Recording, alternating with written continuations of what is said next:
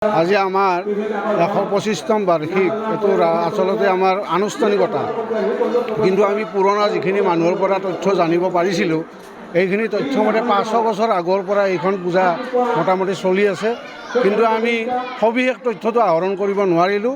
মানে তথ্যৰ আধাৰত যিখিনি পাইছোঁ সেইমতে আমি ১২৫তম বাৰ্ষিক এইবাৰ পালন কৰিছোঁ আৰু ৰাইজৰ সহযোগত আমি দুদিনীয়াকৈ এবাৰ পালন কৰিছোঁ আৰু বিভিন্ন কাৰ্যসূচী আমাৰ সন্নিৱিষ্ট কৰা হৈছে।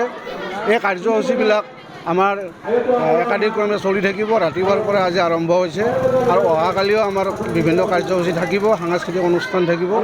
গতিকে এই ১২৫তম বাৰ্ষিক যিটো আমাৰ কেঁচাইখাইটি পূজা, এই কেঁচাইখাইটি পূজালৈ বিভিন্ন ঠাইৰ পৰা মানুহ ধৰ্মপ্ৰাণ ৰাইজ আমাৰ ইয়াত উপবিষ্ট হয়।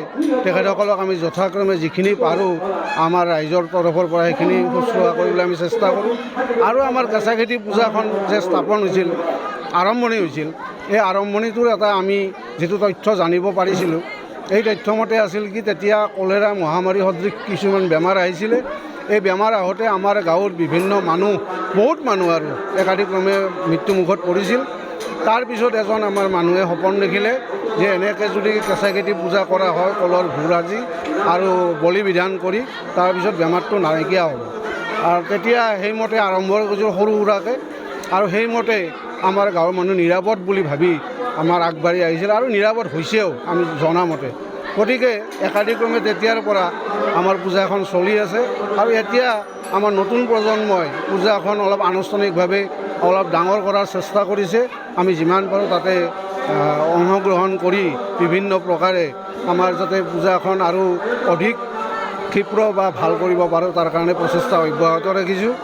আৰু অনাগত দিনত অসমৰ বিভিন্ন প্ৰান্তত ধৰ্মপ্ৰাণ ৰাইজক আমি আমন্ত্ৰণ জনালোঁ, আমাৰ এই পূজাত আহক, আমাৰ পূজাত অংশগ্ৰহণ কৰক আৰু পূজা ভাগৰ লগত জড়িত থাকি তেখেতসকলক মায়ে আশীৰ্বাদো কৰক আৰু আমাৰো এই অনুষ্ঠানটো যাতে জাকত জিলিকা হৈ উঠে তাৰ কাৰণে তেখেতসকলৰ আশীৰ্বাদ আমি কামনা কৰোঁ। সম্পূৰ্ণ সামাজিক ৰীতি নীতিৰে হৈছে, সম্পূৰ্ণ সামাজিক ৰীতি নীতিৰে। ইয়াত আপোনালোকে দেখা পাইছে যে আমাৰ হোমযজ্ঞ হ'ব এতিয়া, আৰু দুটা পূজা হয়, এটা হোমযজ্ঞ হ'ব, এইটো বিষ্ণু মন্দিৰ, ইয়াৰ পিছফালে আমাৰ কেঁচাইখাইটি মন্দিৰ, তাত মানে বলি বিধান হ'ব পিছফালে।